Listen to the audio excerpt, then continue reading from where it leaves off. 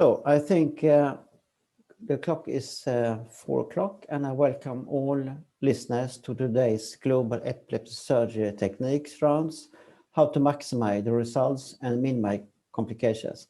And today we are going to have two very interesting talks, one about the frontal lobe resection by George Gonzalez Martinez, and one about posterior quadratic resection by Giorgio Lorusso. We do it like this, that each talker has about 20 minutes to talk, and I do it immediately, consequently. And after that, we have the discussion. And a question or discussion from the audience, we appreciate to have on the chat. And then I will read them and forward to the presenters. So please, Giorgio, I will stop sharing my screen. Very good. Thank you, Berto. Thank you for the organization of this interesting seminar. I hope you see my front slide. I'm talking about epilepsy surgery, specifically related to frontal lobe. And I just want to start the discussion in the next 25 minutes related to the challenges that we face for frontal lobe epilepsy surgery. They are not an insignificant number of cases. Approximately 20 to 30% of our surgical cases are related to frontal lobe procedures. Normally, the onset for those cases occur in the childhood, so they have a long lifespan with this type of disease, depending on the time that you operate those patients. The ictosemiology is variable, and that's another challenge about those cases. However, in general, the seizures, they have short duration. The EEG is, in general, difficult to interpret. And also the MRI many times is non-informative. Those are the factors that make the frontal lobe epilepsy surgery a challenging group of patients to treat. Cytoarchitectonic similarities between temporal and frontal cortical areas are also a challenge to understand frontal lobe epilepsy. Many of the patients with a frontal lobe semiology, in fact, they have onsets in the temporal areas and extrafrontal lobe areas, for example, the temporal pole or the insula.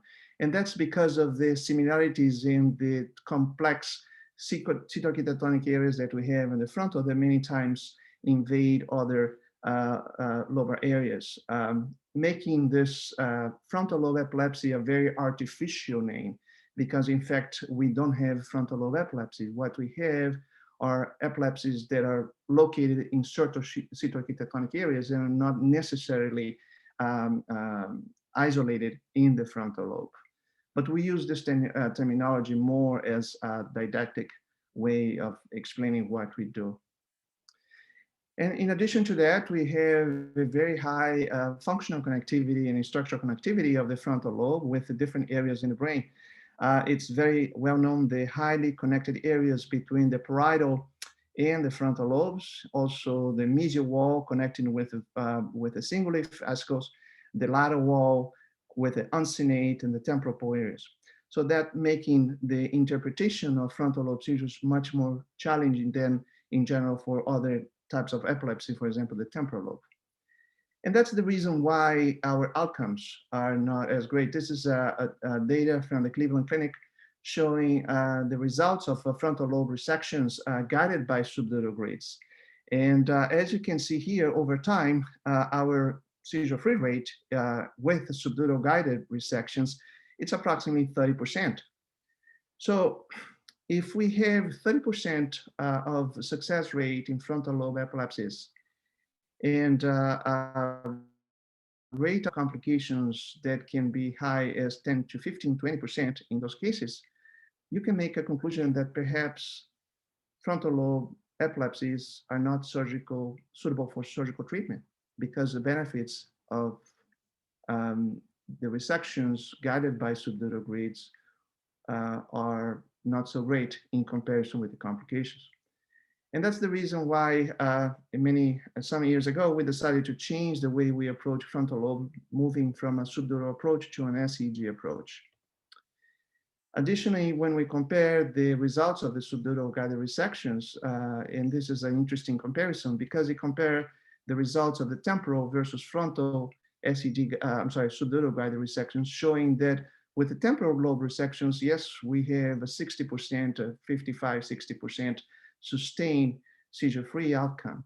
But when we see the comparison with frontal lobe, this outcome comes in a very, very bad situation. So again, this focus shows us the difficulties of exploring difficult epilepsy syndromes in the frontal lobe with the subdural grids.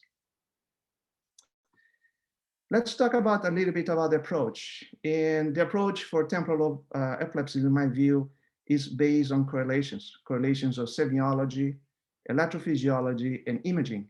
And only by doing this correlation, we're going to be able to obtain better results. From an imaging aspect, you can didactically divide this in normal MRI cases or abnormal MRI cases. And within the abnormal MRI cases, we can have eloquent areas or non-eloquent areas where the epileptogenic zone may be located. So for example, if you're operating an abnormal MRI in a non-eloquent area, perhaps invasive monitoring is not necessary. And the MRI, because this is an non-eloquent area, probably the lesion is in close relation with the epileptogenic zone, as long as we have a nice correlation.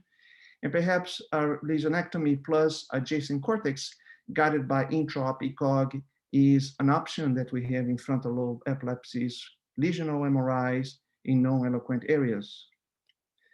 However, when you have an abnormal MRI in eloquent areas, again, there is a need of very precisely define what is the epileptogenic zone and the functional areas. And in many times, invasive monitoring, extra or intraoperative invasive monitoring is necessary. And when you have a non-lesional MRI, again, these are the most challenging cases that we can face in frontal lobe epilepsy, where invasive monitoring, in my view, extraoperative invasive monitoring is necessary.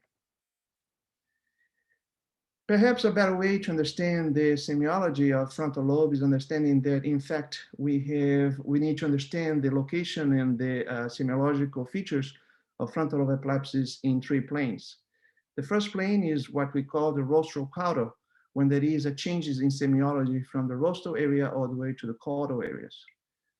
The second axis is a ventral dorsal to understand what are the semiology related to the dorsal, to the ventral portions of the frontal lobe versus the dorsal. And finally, a third axis in this semiological understanding is the mediolateral, to understand what are the seizures that will come from the dorsolateral aspect of the hemisphere of the frontal lobe versus seizures that are coming from the mesial wall of the frontal lobe. I'll explain that here. When we see this correlation between different seat architectonic areas in the frontal lobe in relation to the semiological features, you can divide those groups in perhaps 3 or 4 different groups. We have here an axis that goes from from posterior to anterior. When you have, the anterior, the more basic symptoms, motor symptoms related to the motor, they're associated more on the caudal aspect of on the posterior aspects of the frontal lobe in close proximity with the Rolande cortex. Following more rostrally, you can have the more dissociative symptoms, which are more on the dorsal, mid-dorsolateral aspect of the frontal lobe. And finally, on the more frontal polar areas, you can have the more associated, more integrated types of semiology. So here is the 3 groups that we can divide the frontal lobe seizures according to patient semiology. In group 1 are the seizures that are much more related to in close proximity with the Rolande cortex, when you have very simple motor signs and semiological features. In group 2, you have the dorsolateral aspect in the mid-frontal that can be a little bit more disassociative with some motor signs. In group 3, you have a more associative types of semiology. And finally, in group 4, you have the more associative types of semiology associated with symptoms like fears which in close proximity with the limbic frontal lobe areas on the orbital frontal aspect.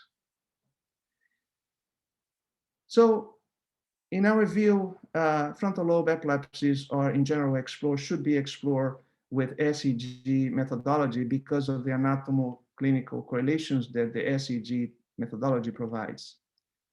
Those are the different types of resections that we can, in our series that we perform.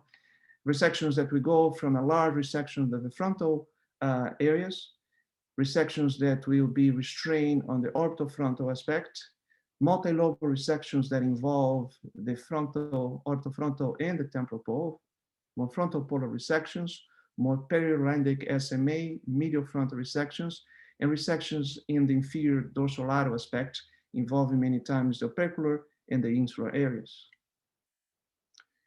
Specifically talking about periorlandic epilepsy, I think it's important to understand what is the anatomical functional distribution of the functional areas on the Rolandic cortex and how to explore, for example, with the SEG. This is a specimen with the mesial wall. You can see here the representation of the AC, the PC, when you have the AC-PC line, the VAC, and VPC. And based on this stereotactic telellac system, you can divide the Rolandic and periorlandic areas in several functional units that goes from the paracentral to the SMA, the pre-SMA, the motor, the pre-cingulate, motor cingulate, the anterior cingulate, and the posterior cingulate. And if we perform the implantations in orthogonal, you can explore all those subunits located in the periorlandic areas. What I mean about that is that, again, on the dorsolateral aspect, you have the ACPC line, the VAC and VPC. You have the posterior VAC areas, between the VAC and VPC, which is in general the SMA, the pre-SMA areas, the motor cingulate, the posterior cingulate, and the anterior cingulate. And you can perform the implantation or the exploration in those periorlandic areas using stereotactic depth electrodes. On the mesial wall, you can see that this most posterior electrode will map the sensory leg area. The more anterior electrode just posterior to VAC will map the motor leg area. The electrode that's posterior to the VAC between VAC and VPC will map the posterior SMA, the anterior SMA, and the pre-SMA areas.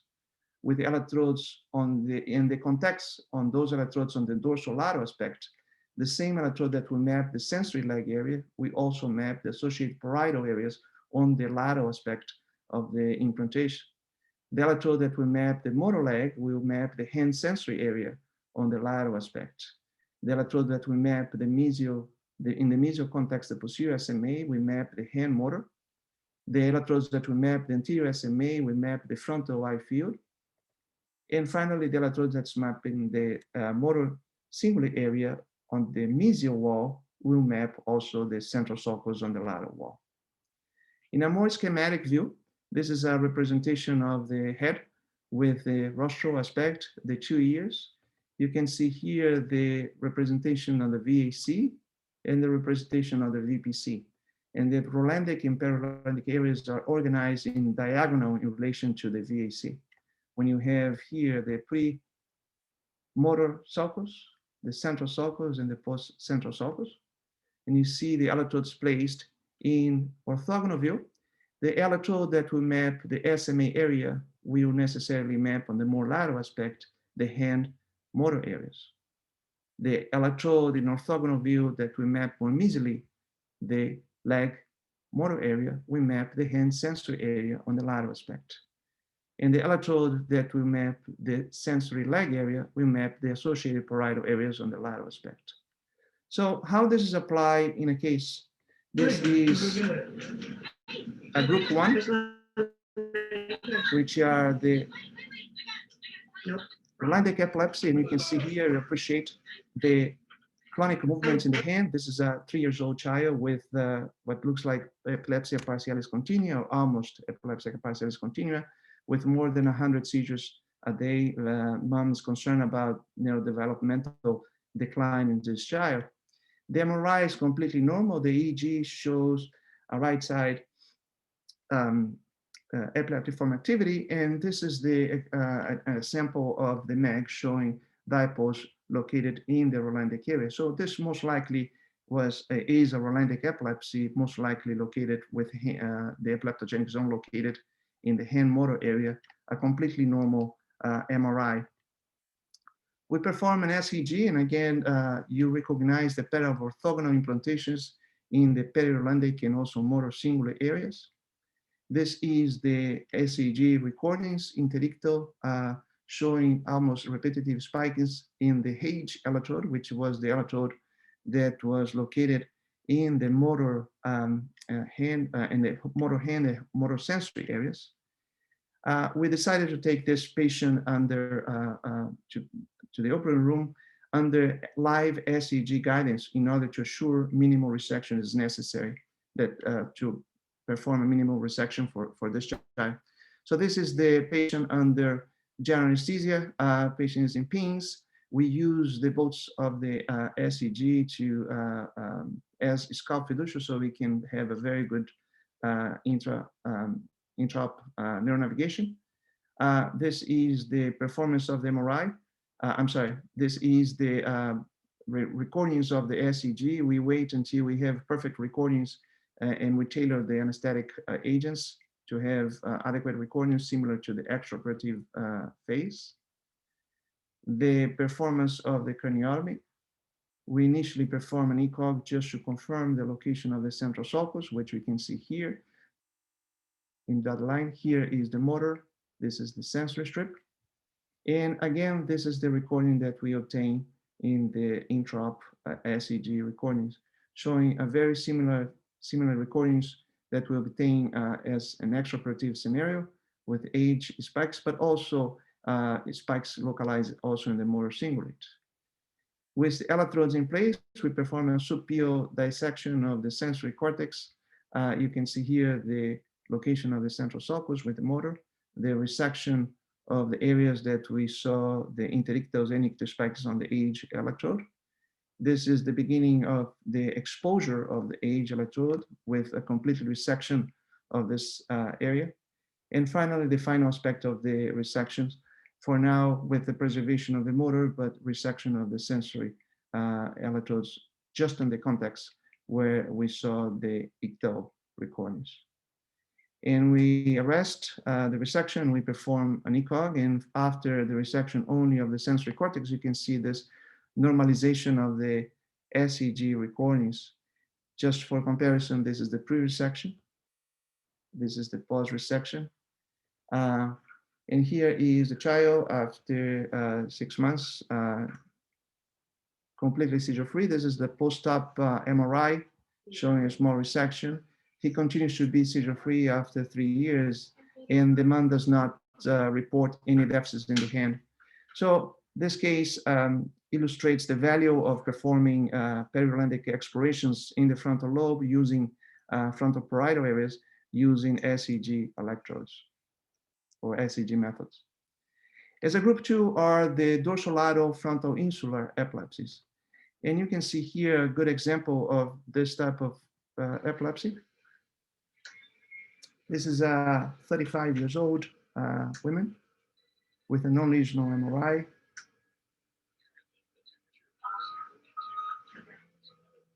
You can see here the beginning of her hand contraction. This, what we call a non-integrative behavior with axial, proximal axial, with changes in the face expressions. Lori, how are you doing? Now presenting with more naturalistic behavior, with kicking. Can you point to the window for me? Really what represents what we call the group 2, which is the mid-dorsal frontal lobe, most likely from the dorsal lateral aspect of the frontal lobe. Here is the SEG exploration,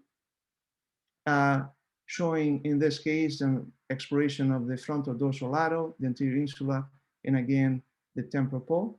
You can see here the anatomo-electroclinical correlations when the beginning of the symptoms with the left hand grasping, which involves the anterior cingulate, the mimicking and lip facial expression when involves the dorsolateral aspect of the frontal operculum.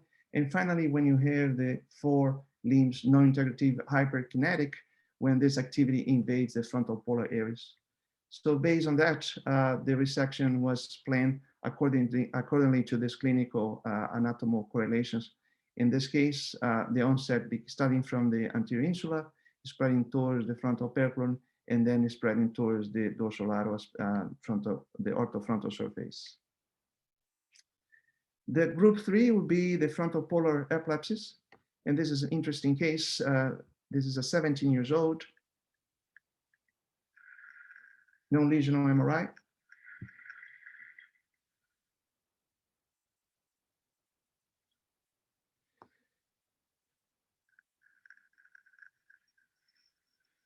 He's asleep.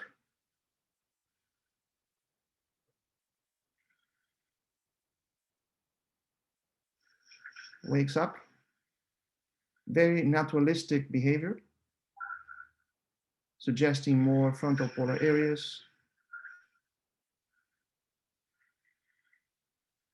You can see the slightly movements in the legs, the rotation, and the spring. So with some emotional components. So maybe coming from the frontal polar areas slash orthofrontal or perhaps extratemporal origins, extrafrontal origins. This is the ictospect showing the hyperflow in the frontal polar areas in close association with the cingulate. The MAG scan showing dipoles on the left anterior frontal polar areas. This was the exploration. And what we observed was a very focal onset coming from the mesial frontal polar areas on the superior frontal gyrus, really a frontal polar location. Very well localized, very focal. You can see here, again, the semiological correlations with a very focal onset coming from the frontal polar electrode. And because it was so focal, we decided to do laser ablation just guided by this SEG information showing very focal onset, and this patient became seizure-free. As a group 4, we talk about the orthofrontal anterior insular resections. Again, the orthofrontal is highly connected with the anterior insula and the frontal pole, especially the posterior orthofrontal. And this is an example of what we call the group 4 that is associated with limbic symptoms and motor symptoms. This is a 13 years old with aura with fear, followed by hyperkinetic movements, very similar to the case that I showed before. The frequency of seizures 10 to 12. The diagnostics show a regional left frontal spikes and polyspikes with a completely normal MRI, and the ictal showing regional left frontal temporal activity. The MAG scan shows this dipoles located in the anterior orthofrontal in close proximity with the insular cortex, anterior insula. This was the exploration, very similar to an exploration that I showed before, with the location of the electrodes in the anterior insula, exploring the insula, and also an oblique, also electrode anterior insula and orthofrontal. You can see here the SEG recordings, the interictal and ictal showing intense activity in the posterior orthofrontal electrodes and also the anterior insula, with the progression of this interictal towards an ictal onset also in the same location. So the surgical strategy will take in consideration, this is anterior insular epilepsy and lateral orthofrontal. This is dominant side, 13 years old. We found language disturbance with the stimulation of the frontal operculum in the pars opercularis. This is the reconstruction of the MRI, and this is the area that should be resected according to the SEG, the orthofrontal posterior and also the anterior insula on the dominant side. This is the intraop imaging showing the location of the entry of the electrodes. This is the projection of the areas that should be resected based on the SEG. We perform a frontal temporal craniotomy, and we mimic the results of the position of the SEG using ECOG as well, because we saw spikes coming, the activity coming from the orthofrontal, the anterior insula and the pars triangularis, but also some spreads towards the frontal operculum and the pars opercularis. So for you to understand anatomy, this is the horizontal ramus, the ascending ramus with the pars orbitalis, pars triangularis, and pars opercularis. And this is the initial resection. We perform initial the resection of the orthofrontal, and we expose the insula from the orthofrontal surface. We knew that we had speech areas in the pars opercularis. We decided not to invade pars triangularis, and we took the insular areas, the anterior insula, through the orthofrontal surface. This is the resection of the orthofrontal showing no pathology, pars orbitalis, and finally the resection of the insula through pars opercularis. This is the anterior shorter gyri of the insula, the middle shorter gyri showing cortical dysplasia of type 2A. This patient became seizure-free with no language deficits. And this is the post-op MRI showing the resection of the anterior insula and also the orthofrontal with the preservation of the speech primary areas only guided by SEG. And finally, as a last group of my talk is the multi-lobe resections in frontal lobe. Again, we know that there are significant connections between the frontal lobe to the insula and also the frontal lobe, the orthofrontal, especially to the temporal areas.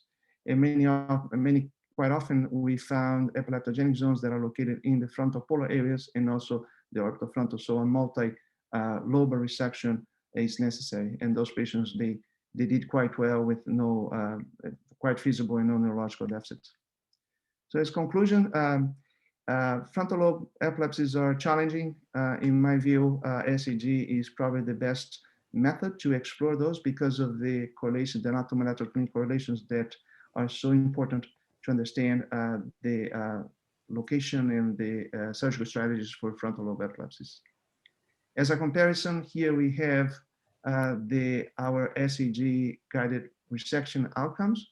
And you can see here that the outcomes of our frontal lobe is very similar to our temporal lobes, which is quite different when we observe with subduals, as I showed you before. So truly, the capabilities of the SEG makes the resection much more feasible, and the location of the epileptogenic are much more precise with frontal lobe guided by SEG. And this is my group. I appreciate it. Thank you so much. And I guess I'll take the questions for the end. Thank you. Thank you so much, George. And now we continue immediately with Giorgio. Please, Giorgio, and we take the discussion afterwards. So please. Okay. Thank you. I try to share your screen. Share my screen. That's great. It works.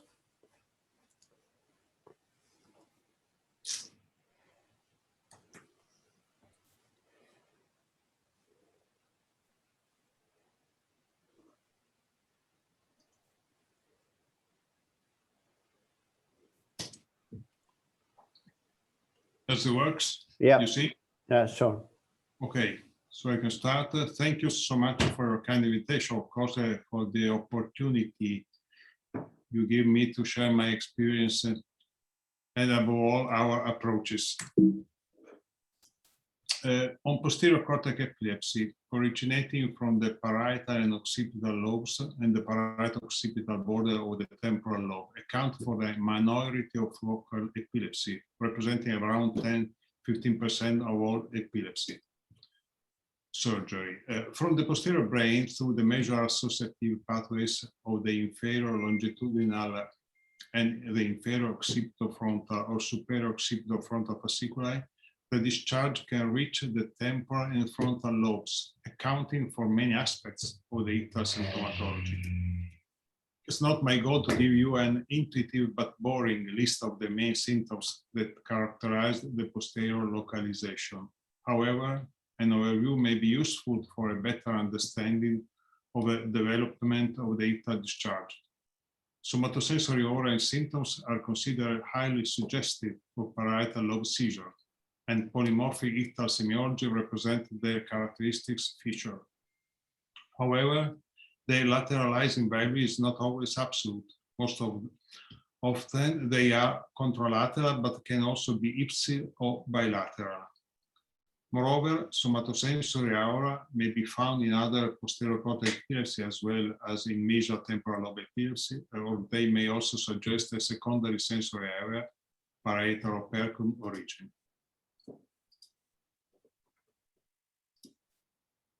As expected, visual symptoms lateralized or quadranted have their importance in the form of hallucination or illusion, and head and eyes may move following the movement of the hallucination. There are anyway also other related symptoms that denote the particular associative activity of this region. But what seems important to me are some considerations. While a number of sensations or aura can be ascribed to the parietal lobe, objective parietal lobe seizure manifestations are rare, as much of the parietal lobe is clinically silent in terms of seizure manifestation. Most objective manifestations reflect seizure spread outside the parietal lobe. On the contrary, the majority of patients with occipital lobe seizure describe visual phenomena as the initial ictal manifestation. Nevertheless, ictal discharge originating in the occipital lobe seizure usually rapidly spread into anterior areas, and the symptomatology can better indicate seizure diffusion rather than seizure origin. As a consequence, a seizure arising in the posterior cortex may result in falsely localized ictal semiology, more typical of sites reached by the discharge. The main symptoms of the seizure may highlight the spread of the discharge to the nearby region, but the aura, the very initial symptoms, often betrays the origin in the posterior region, as seen in the graph. Quite often, limited help can come from EEG. A widespread discharge, diffusion, or bilateral synchrony, or a possible frontalization in the interictal EEG do not help in defining the epileptogenic zone. But also the ictal EEG can have a poor localizing value. In this case, we have a left parietal occipital recreating ictal rhythmic activity, the diffusion on ipsilateral temporal leads, and also but less on the contralateral homologous one. MRI is extremely important in epilepsy surgery. With MRI, we want to detect a structural lesion, formulate a hypothesis of pathology, and define the relationship of the lesion with the functional areas of the brain. But even when MRI has identified the possible epileptogenic substrate, we have not to forget that to define the epileptogenic zone, all lesions must be included in an anatomo-electroclinical context. We can now say that PET is another of those essential and routine examinations. It's post-processing with the projection of the signal on the surface, the super-PET, or even the statistical analysis, the super-PET analysis, can make evident alterations that are otherwise difficult to see. It must be interpreted, but it can help confirming a lesion or define the area to be explored with intracerebral electrode. With the same purpose of enhancing alteration hardly or not at all visible, we can use advanced imaging techniques such as the superflare or MAP.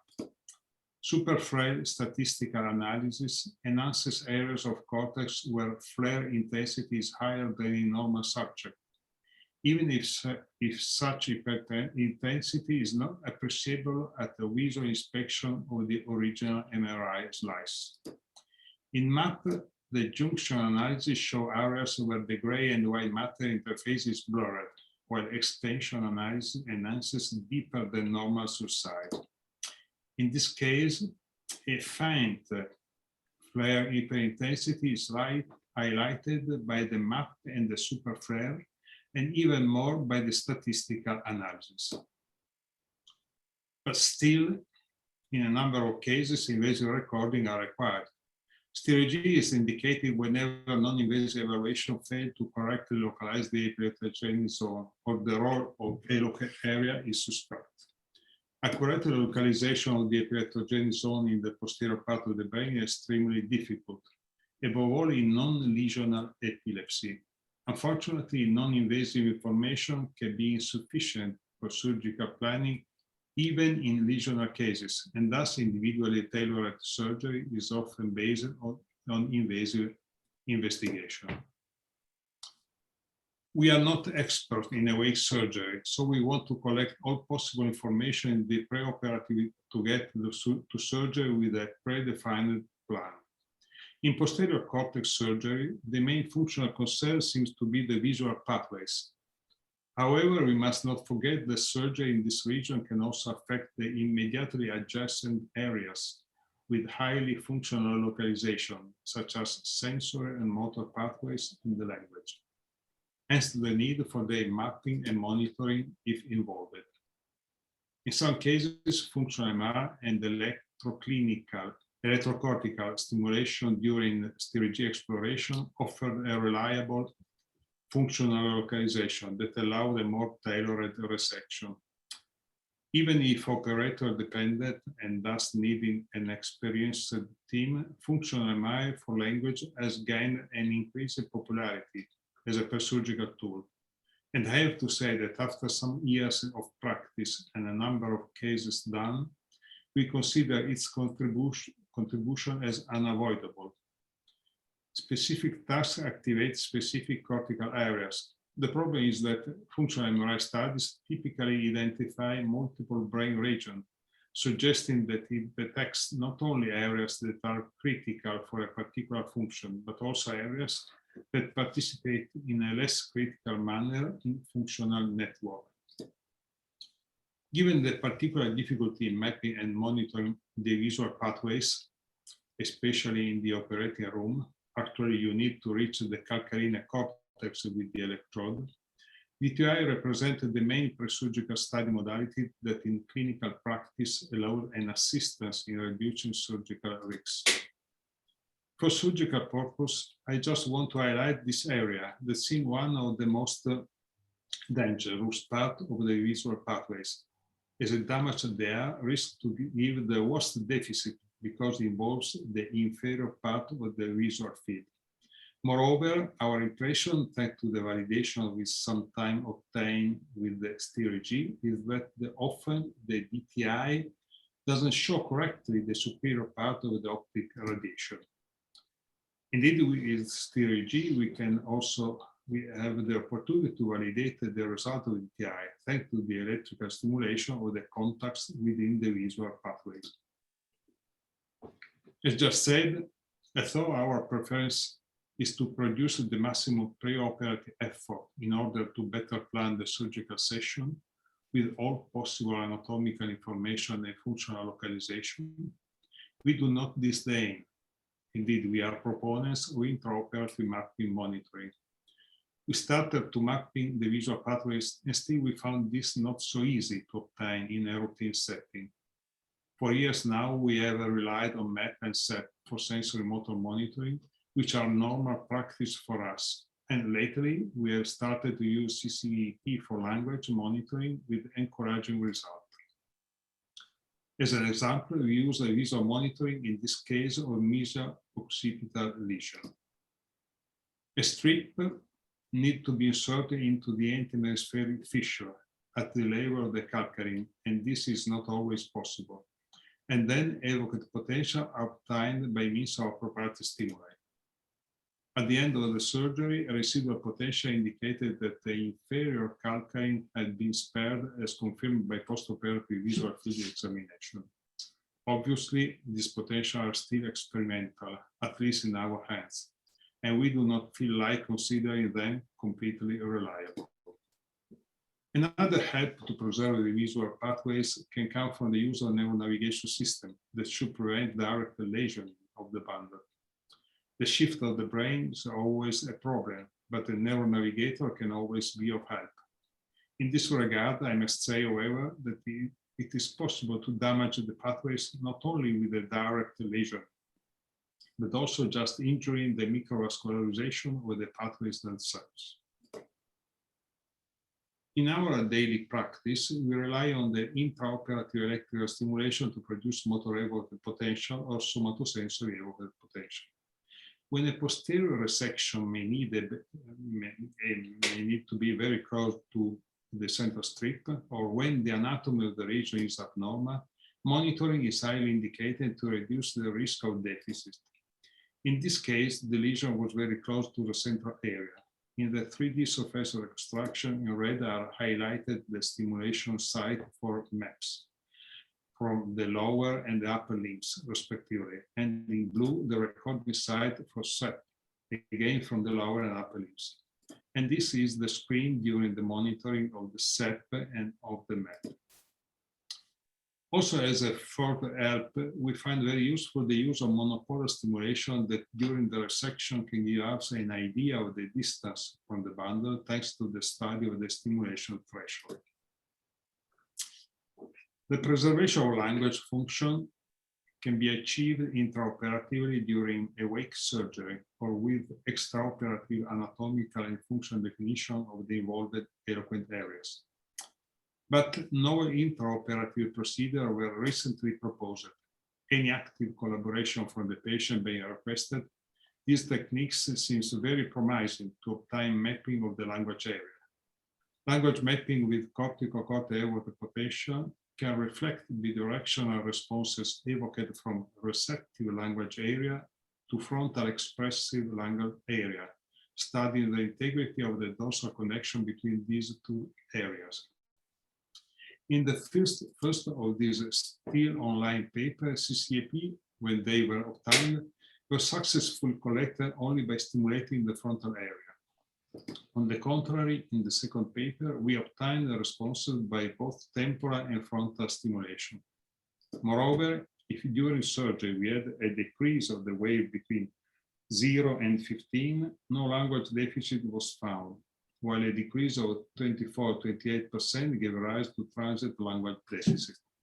So highlighting the possibility to have a warning signal of possible damage to the language pathways. Here, the position of the strip in the frontal and temporal areas and the decrease of the wave that could come over. The collection of all anatomo-functional information constitutes the repérage according to the French School of Saint-Anne in Paris, and it is the first step to surgery. Initially, the scanner reported the vessel and ventricle, but now with 3D reconstruction, we can implement the functional activation, the vessel, the DTI, and all the information we need to operate. The inactivation of the epileptogenic zone can be done mainly by means of its resection or disconnection. The repérage offers the best tool for orientation in the surgical field. Once the boundaries are demarcated, subfield dissection is carried out mostly following suicide convolution, taking care not to damage the eloquent areas and major vessel. The reason behind the introduction of disconnection techniques are well known. The reduction of the risk of important blood losses and several displacement into the residual cavity. The epileptogenic zone is still active within the disconnected tissue, but the lack of connection should prevent the diffusion of the discharge. In some cases, the disconnection and resection can be associated. Of course, various combinations of disconnection are possible for a surgery that is as tailored as possible to the needs of the patient. Here, a very short video of a left temporal parietal disconnection. On the left, the temporal lobe, and on the right, the suprasilvial region. The disconnection starts on the temporal border of the silver fissure, through the temporal stem to the opening of the ventricle. Then care is taken to control and disconnect the amygdala, oncus, at the tail of the hippocampus, along the fringe edge of the tentorium. The disconnection then proceeds toward the parietal lobe, the main vessel being spared, along a trajectory generally behind the paracentral lobe. You see the schema now. From the cortical surface,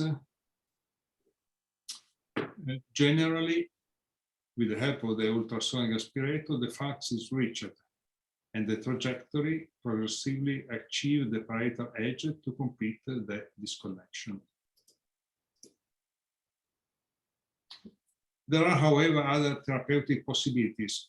We are behind in the use of laser interstitial thermotherapy due to problems at our hospital. But I hope that we will fill the gap very soon. For many years, however, we used the steroid-guided thermocoagulation with excellent results, especially in periventricular nodular keratopathy, as in this case. With a neurophysiological control, before the electrode removal, it is then possible to perform the coagulation on the nodule that was proven epileptogenic. In our center, posterior epilepsy surgery cases represent around 15% of the operated on patient. The vast majority of cases had a lesion MRI. Aura was present in about 6-7% of patients, and 58% of cases were submitted to invasive recording with stereo-G. It should be noted, however, that the percentage of stereo-Gs per year has progressively decreased, mainly due to neuroimaging. See the different figure between resection and disconnection. The majority of postoperative deficits were expected and involved in visual field. There is a prevalence of malformation of cortical development and of tumor, mainly glioblastoma, with a non-negligible percentage of sequelae. Globally, we reached 68% of patients in angle class 1, with 43% of patients no more on medical treatment or already in gradual withdrawal. Quite different the result as expected, considering positive or negative MRI. The same with respect to stereo-G. Invasive recordings are reserved for the most difficult cases. Surgery in posterior quadrant were more often multi-lobar. Our individualized approach is better explained with some illustrative cases. Occipital cases account for 8% of all surgery. This child, the seizure onset is here, hallucination in the left visual hemifield, eye blinking, as you see, and a nice deviation to the left. Loss of contact, vomiting, or alimentary automatism. An ictal EEG, a posterior right discharge was evident. MRI showed a right occipital infracalcarine alteration that we considered to be resected without further investigation and turned out to be a ganglioglioma. So no particular problem. This case was quite similar, but more complex. A left-handed 70-year-old female, when 11 several episodes considered as migraine, preceded by visual aura, dark spot in the right inferior visual field. A few months later, secondary generalized seizure during sleep. EEG showed the presence of left posterior low amplitude sharp anomalies. At MRI, an alteration with light hyperintensity and unclear boundaries in left parasagittal occipital region. But there was also bilateral periventricular nodular heterotopia along the contour of the body of the lateral ventricle and the right temporal cord. The PET showed an evident hypometabolism in the mesial left occipital region, but extended also in the lateral one and in the basal temporal. Due to the diffusion of the interictal abnormality, we decided to perform a stereo-G exploration. In this stereo-G was intended to clarify the role of the lesional area and moreover the nodular heterotopia of the left side. Stereo-G ictal recording showed a possible epileptogenic zone always within the limit of the left mesial intermediate occipital region. The planned resection was exclusively occipital and almost totally mesial. The postoperative visual deficit and myopia were foreseen, understood, and accepted by the patient, with some initial difficulty in reading and writing are now no more present. Pathology was focal cortical dysplasia 2A of Kuhn's lingual gyrus. And with a follow-up of more than 5 years, the patient is in angle class 1B with monthly episode of very limited visual hallucination. Here, a parietal case, a quarter of our cases. This is a case of a dorsolateral parietal resection. A 15-year-old female with a febrile convulsion went 2 years. Sleep-related seizure, arousal, then had the eyes deviation to the left, agitation, stiffening of the right hand and leg, post-ictal speech impairment. Video EEG recording indicated a possible origin and spread of the seizure over the left parietal temporal-central region. Prime MRI was apparently unremarkable. The surface PET, however, highlighted an area of hypometabolism, and then back to the MRI, a possible pathological zone corresponding to this could be seen. So a stereology exploration was planned to investigate the hypothesis of a posterior pericylian temporoparietal temporoccipital epileptogenic zone, the role of the hypometabolic area, and the possible involvement of speech areas in the ictal discharge. Spontaneous seizures were recorded and also elicited by electrical stimulation that confirmed the epileptogenic zone on the left carpal involving the PET hypometabolic area. The data collected indicated a possible epilepsy of T1 posterior and of the left supramarginal gyrus. To complete the diagnostic workup and for surgical purposes, functional MRI for the language and DTI of the aquatic bundle were obtained. The functional MRI suggests a codominance of the Wernicke area, moreover with stereology. We could confirm that some contact of electrode U were more involved in seizure and less in language, and thus this was our resection limit. For this reason, we proposed and realized this cortectomy.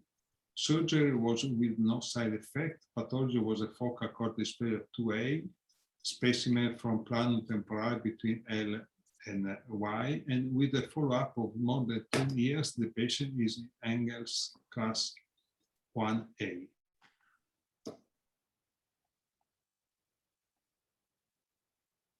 So the occipital parietal localization. This is a particular case with a so-called innocent lesion. A right-handed female with seizure onset at 9, paucisymptomatic seizure with amaurosis and loss of contact. The ictal EEG showed a right posterior discharge. On this basis, the singular lesion, that you see here, has been ignored at least as an origin of seizure. Rather, our attention is drawn to a posterior area to the right where we notice ill-defined margins at the bottom of a sulcus. Had we had the map tool then, I think we could have used it successfully. The only way to define the epileptogenic zone was to proceed to an exploration with the stereology that would take into account the supposed alteration that we notice on the MRI and the possible diffusion of the discharge in this patient with scarce symptomatology. Ictal stereology confirmed the onset and development of the seizure in correspondence of the perilegional region with a very rapid propagation, especially to the occipital major basal region. And this was the surgery performed. We were not able to confirm the suspected pathology, perhaps due to the way the specimen was collected. However, the patient is currently seizure-free, of course, with a left hemianopia. 20% of our cases showed the temporal-occipital parietal localization. This is the last case, and the rest very complex cases I will show you. This child had a symptomatology characterized by tonic deviation of the eye to the left and stiffening of the limbs always to the left. Few episodes with visual hallucination. Ictal EEG seizures were recorded with presumed origin in the right temporal parietal region. MRI showed widespread and blurred hyperintensity in right temporal occipital region, compatible with dysplasia. These aspects are more evident at the right posterior temporal parietal boundary, where the cortex seems irregular and thicker. So because of the presence of possible neocortical epilepsy with a right posterior onset in a patient with ill-defined suspected lesion, in which the role of the frontal but also of the temporal lobes has to be investigated, and invasive recording exploration was proposed. The whole right occipital parietal region, the posterior insula, and the temporal region were then explored, along with, for prognostic purposes, the frontal eye field. Intracerebral and interictal recording showed the presence of abundant, slow or sharp anomalies, along with the rapid pathological discharge in a widespread region of the posterior quadrant, sometimes developing in an asynchronous way. Two separate ictal onsets were recorded with different spread. From the occipital parietal dorsolateral junction, a rapid and important involvement of the mesial aspect and then of the temporal region was evident. The other onset area was at the superior temporal convolution with subsequent spread to the parieto-occipital region.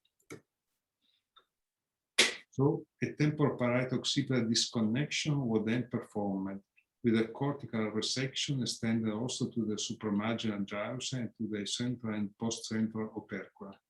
The exposition of the posterior insula allowed the partial resection of the long gyrus that was performed under monitoring of the motor ergo potential. During surgery, a vasospasm of M2 branch was treated with papaverine, local administration. Notwithstanding, the patient presented a postoperative left hemiplegia that luckily recovered almost completely at the 2 years follow-up. Pathology evidenced the focal cortical dysplasia 2B and the outcome on seizure in class 1A at 4-year follow-up. So just some final remarks. Posterior cortex epilepsy surgery is all but infrequent in the majority of multilobar cases. Due to characteristics of seizure and EEG often poorly localized, many patients require invasive recovery. In pure occipital cases, excellent results can be achieved without steerage exploration. On the contrary, even strictly parietal resection and with MRI detectable lesions, steerage exploration was often necessary given the misleading semiology and the need of mapping functional sites of sensory motor function. We must moreover emphasize the advantage that has resulted from the new diagnostic tool and the post-processing of neuroimaging that allow us to discover more lesions and to reduce the number of patients undergoing invasive investigation. Thank you very much for your attention. Thank you. Will you stop sharing, please, Giorgio?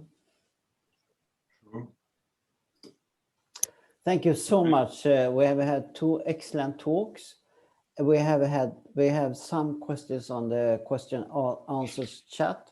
I will start with some questions, one to George and one to Giorgio and one to each of you, the same question. So I start with a question to George.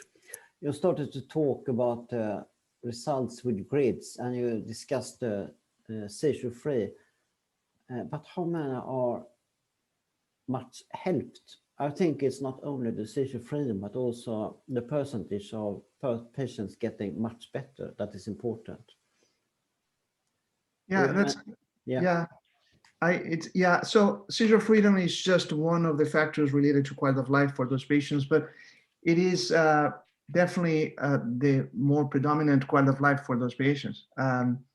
So I don't think we have a study of, what's the quality of life impact, but in comparison with other groups of seizures that we treat, those are, at least talking specifically about seizure outcome, those are the least favored outcomes that we had guided by subdural, and also the multi-lobar resections. And again, this is one of the purpose why we decided to change the methods that to explore those patients from subdural to SEEG. So yeah, the quality of life we didn't study, but we can make this very good correlation that if they're not seizure free, there will be not a great impact in quality of life. So I think we were not able to help those patients in the past based on our outcome results. No, I appreciate that. I totally agree with you. And I think there are literature evidence in general to support that if you have more than 75% reduction of your seizure frequency, then you're essentially helped. But that doesn't contradict the choice to change toward SEG. I totally agree on that. Then I have a question to Giorgio.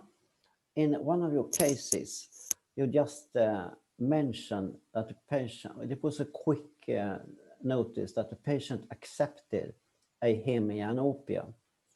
Personally, I'm very hesitant towards informing a patient of a potential hemianopia because in my view, the patients have great difficulties in realizing what a new neurological deficit is, to how it is going to affect their life. Do you have any comment on that, please? So you told that it is difficult for the patient to understand how the hemianopia would affect his or her life. Yeah. Um, How do you handle that in the information? Well, it depends also on the age of the patient. Yeah, Sure of that, course. Patient very toddler or Yeah. No very- problem. Okay, sure.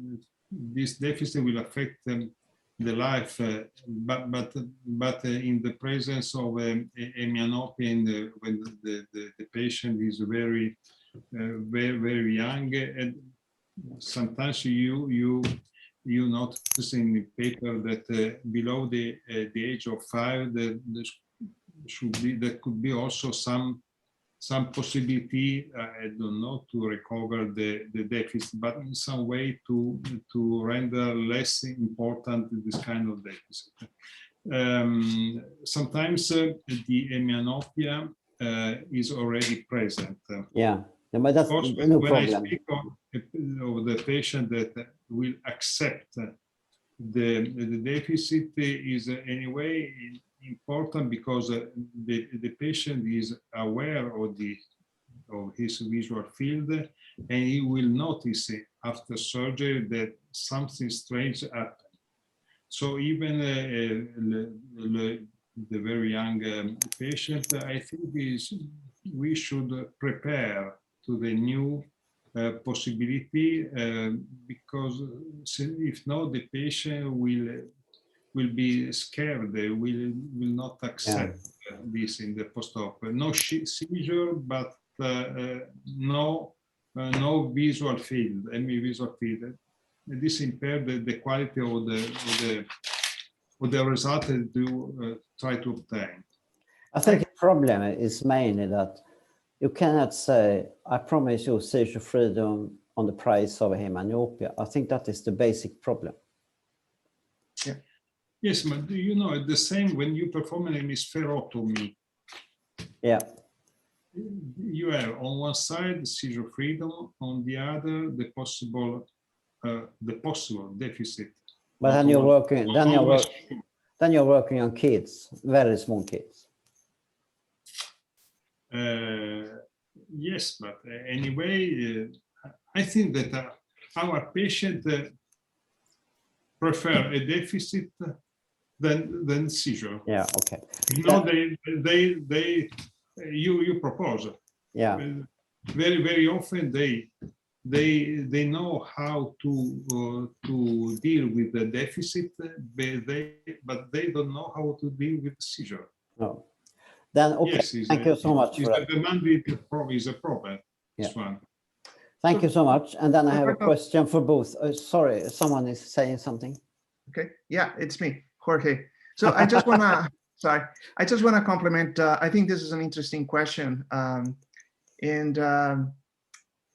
I think it depends also on the seizure burden, of course. Yeah. I think, you know, if the patient has a high seizure burden, a neurological deficit, visual deficit, hemianopia is a reasonable deficit to have. Yeah. But I can tell from my mistakes that many times what we cannot tolerate is a visual deficit and not seizure freedom. And that is the double hit that those patients, they're the risk. And this is the worst case scenario. You don't make them seizure free, and then you cause them a visual deficit. And I made a mistake in the past by trying to save specifically areas visual by performing very shy and small resections.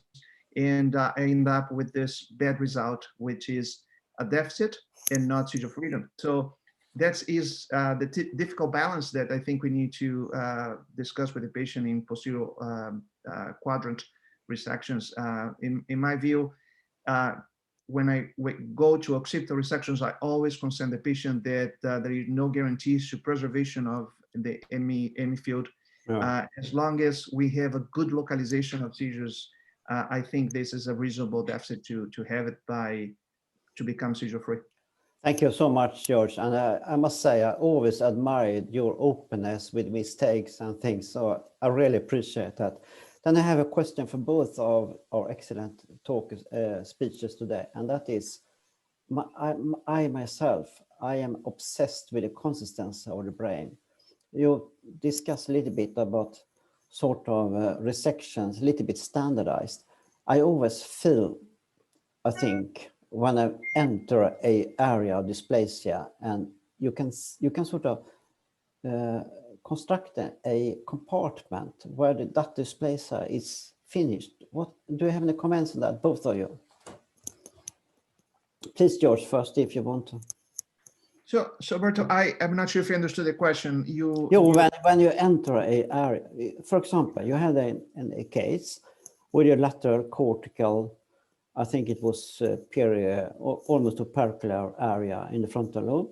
And then you said there was no dysplasia, but then you took the insular cortex and you found the dysplasia. Did you recognize any difference in the consistency of the brain you took out? Yeah, we do. We definitely do recognize some differences in consistency, and we can almost tell when you are operating in a very, very abnormal cortex or in white matter. Unfortunately, this is not very consistent. Can, you can see, especially on dysplasia type 2, you can definitely see the differences in consistency. The tissue is not suckable, and you can almost tell that you are in the dysplasia. Yeah. But when you're talking about dysplasia type 1, this is very difficult to make. I agree. Yes. Yeah. I appreciate it, because when you work, especially when you operate on an MRI negative and you find that consistency increase, it makes me a great sense of pleasure, because then I know I am in the right place. Absolutely. So yes. Do you have any comment on that, Giorgio? Well, if I well understood your question, what about the consistency that you feel during surgery, related to, for instance, to the focal cortical dysplasia? Yeah. I think the Jorge has already answered to this. Depends on the focal cortical dysplasia. Yeah. The 2A and B, you feel very, very, very well the alterated consistencies of the pathology. While with the focal cortical dysplasia type 1, you feel nothing. No, but that's generally when you feel something strange, you are happy, because sometimes when you feel nothing, to our epileptologist, we report that we had apparently normal tissue, and we have to see after the result on seizure, of course. For what concerns focal cortical dysplasia type 2, we have to consider also the tapering of the lesion that you are not obliged to follow. So you have the consistency that you feel very well. Yeah. But above all, because they have the better behavior to be present perhaps in the central region, you have to take care not to follow all the alteration of the tissue, because sometimes you hit the corticospinal tract. Then I have some questions from the audience. First, we have a question from Sergio Canqueiro to George. Do you think that a depth electrode for RF thermocoagulation with temperature measurement will be available soon? Thanks for excellent talk, as usual. Do you have any comment on that, George? About thermocoagulation? Yeah. I think they are specifically talking about the US, because thermocoagulations, as Giorgio illustrated quite nicely, it's a common procedure, it's established procedure in Europe, not so common in the United States. I think this will become common, and still there are reluctances from the FDA because of the lack of thermal control from a safety aspect. But I think this will become available very, very soon in the US. Thank you. Then I have a question from an anonymous attendee. I think it's to both of you. What help is there to choose between multi-lobar resection versus disconnection approach?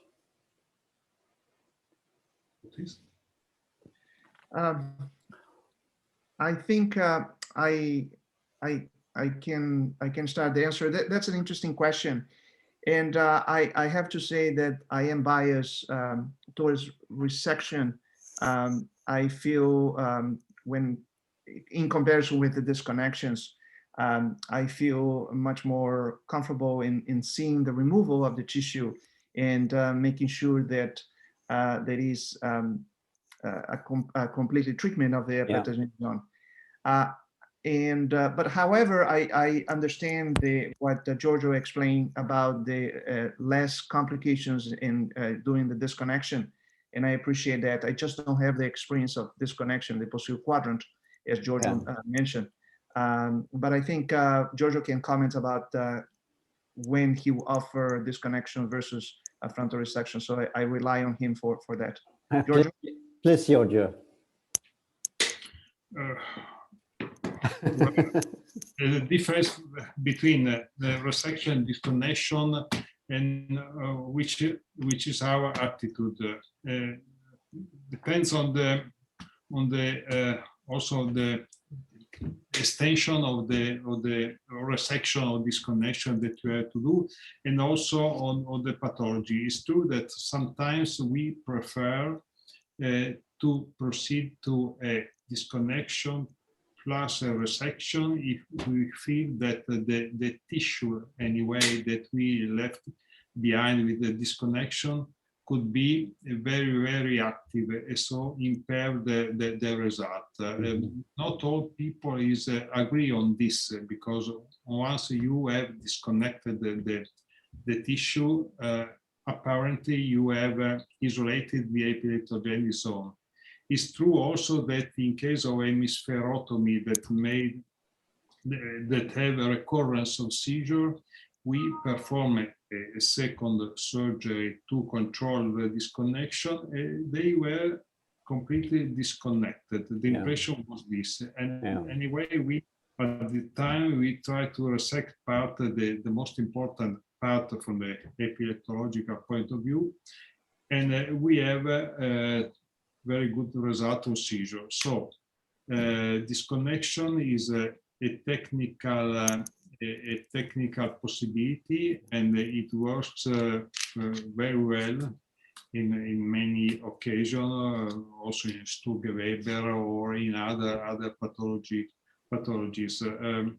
Is not completely solved, in my opinion, the problem between resection and disconnection for what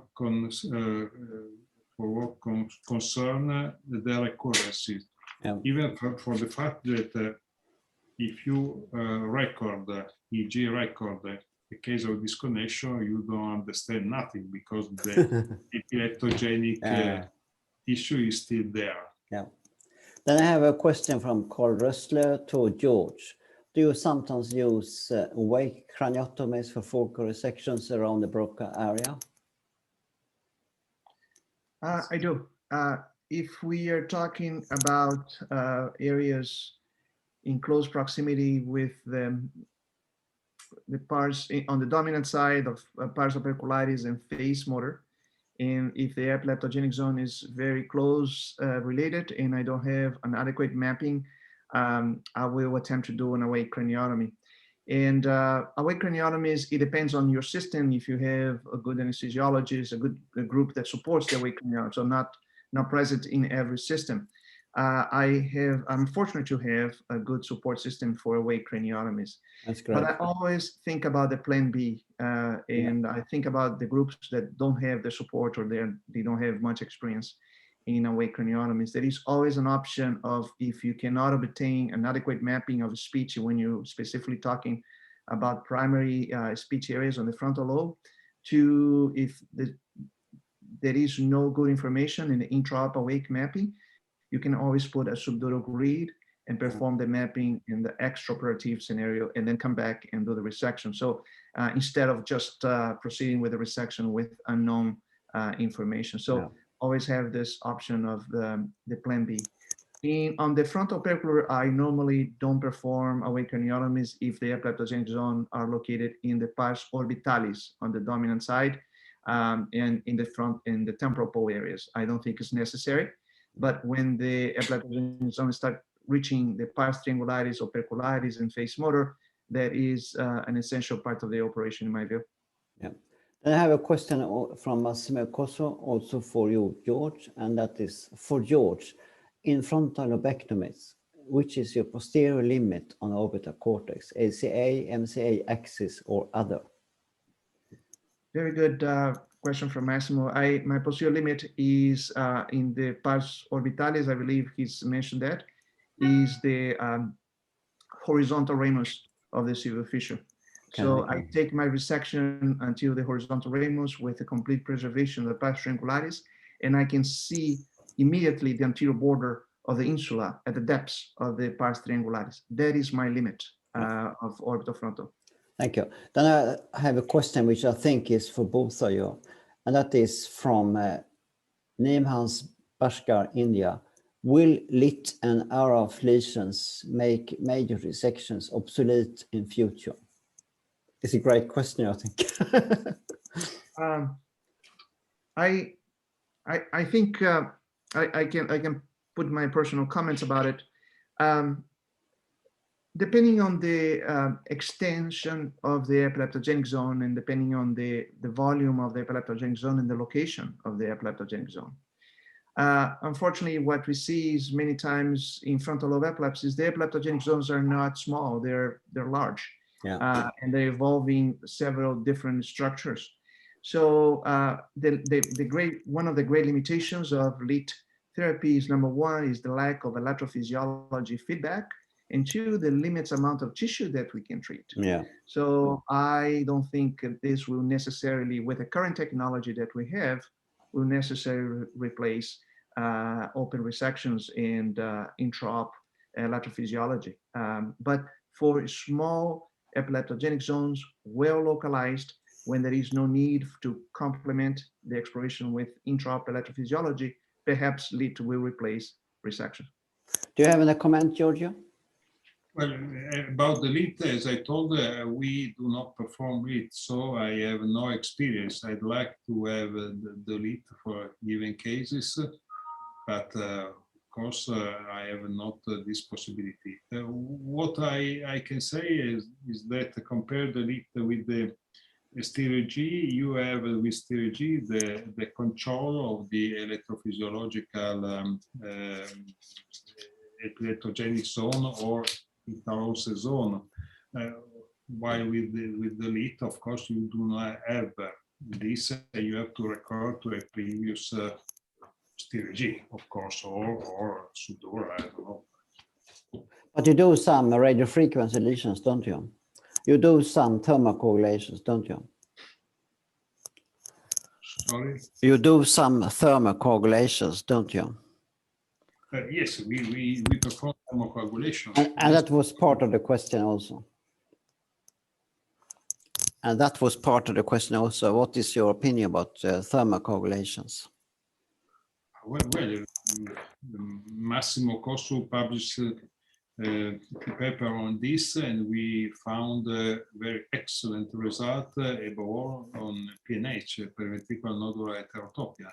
Yeah. You can reach the nodule with a stereotactic technique that should be very appropriate, and you can coagulate this. We perform practically always thermocoagulation at the end of the stereo G exploration, and we see what happened. Of course, the most important leads from the epileptological point of view are coagulated. We have results sometimes impressive. We have a number of cases that are waiting for surgery, but they still have no seizure after the thermocoagulations. Yeah. So for now, they are not just considered already cured, but they are under attention. So we, in some cases, we cure those patients without open surgery. Yeah. Now we have Sorry. a final question from Jitin Balai to all panelists. Do you recommend supra total resections of focal cortical dysplasia with intraoperative cortical mapping?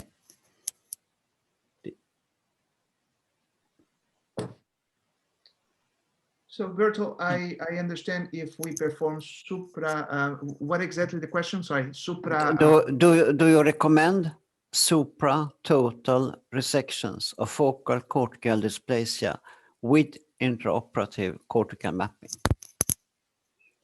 I am not sure if I understand what means supra resections.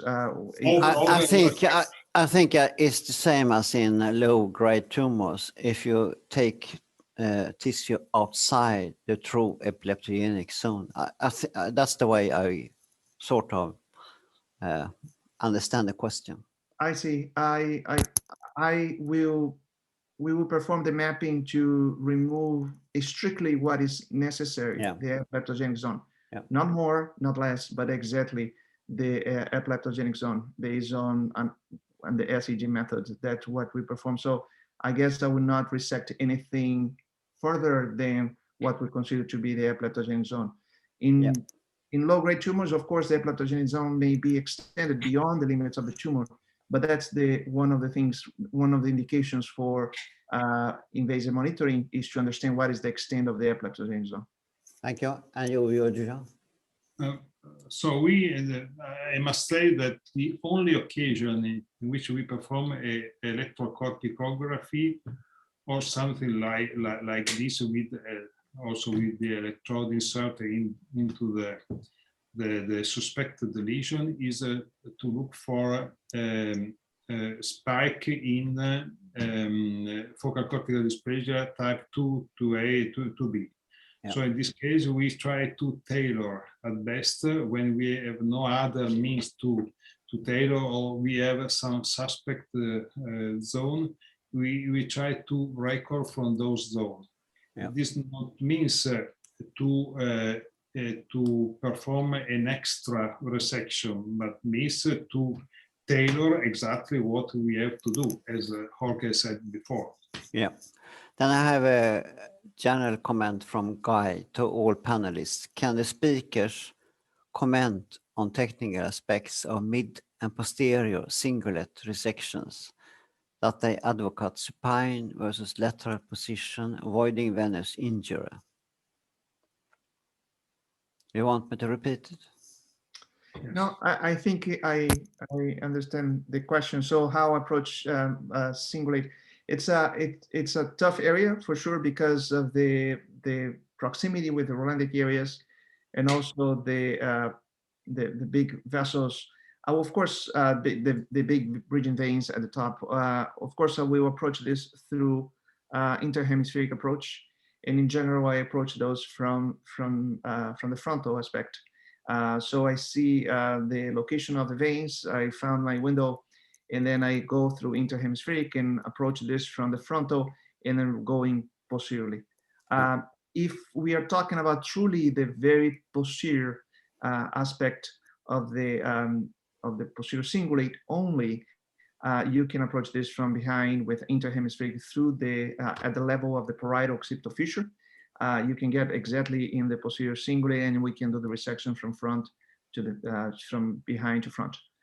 So it depends on the distribution. If it's coming from anterior cingulate and motor cingulate, I will approach this from the frontal side. If it's coming from the posterior cingulate, definitely more parietal interhemispheric approach is more suitable. But those are difficult cases for sure. Thank you. And do you have a comment, Giorgio, on that? Well, we perform angiography in all our patients, so we can plan before our approach to that region, and of course it's not always enough to know the vasculature, because sometimes the vein enter the dura before the sagittal scene. So those prevent you to reach in the interhemispheric way. Sometimes a I think cortectomy is done to reach the single, Yeah. the single is needed. Okay, thank you. And then I have a final comment from Leo Lev Tov. Thanks for wonderful talks. I would like to ask the panel for their thoughts about RNS and GBS as part of the toolbox, especially in complicated cases.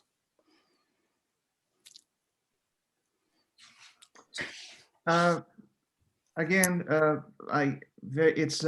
we are talking about when we talk about RNS and DBS are reserved to those patients that first are not considered to be suitable for resection. Yeah. RNS, responsive nervous stimulation, is an option when we believe the epileptogenic zone is invading the motor areas or the speech areas, and it cannot be resected. As long as we have a very well-defined epileptogenic zone, this is a good option. DBS is also another option, a palliative option. The only DBS FDA approval is anterior nucleus. The anterior nucleus is mostly related to limbic epilepsy for the limbic network.